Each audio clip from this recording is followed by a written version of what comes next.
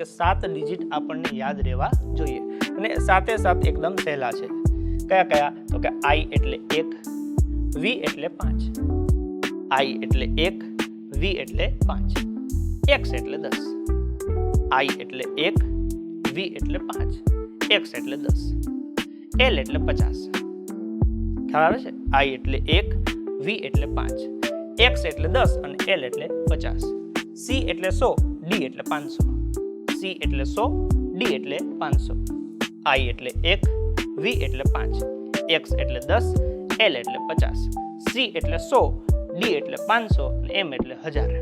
એટલે ટોટલ સંખ્યા કેટલી થઈ? 7. આ 7 સંખ્યા યાદ રાખવાથી તમને રોમન આખું આવડશે, જે આપણે આગળ ચેક કરવાના છે. હજી આને વ્યવસ્થિત યાદ રાખવું હોય તો એક નાનકડું સૂત્ર છે. સૂત્રમાં શું છે ખબર પડી ગઈ? આખા રોમનમાં તમારે આ 4 વસ્તુ યાદ રાખવાની છે. એક 7 સંખ્યાઓ, I એટલે 1, V એટલે 5, X એટલે 10, L એટલે 50, C એટલે 100, D એટલે 500 અને M એટલે 1000. બીજા 3 નિયમ કે સળંગ કોઈ સંખ્યા 3 થી વધારે વખત ન લખી શકાય. ઉમેરવા માટે સંખ્યા જમણી બાજુ, બાદ કરવા માટે સંખ્યા ડાબી બાજુ.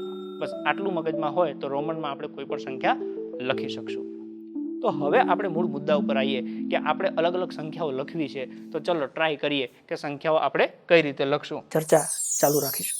સફળ થવાનું કરવાના જ છે. બસ જોડાયેલા રહેજો.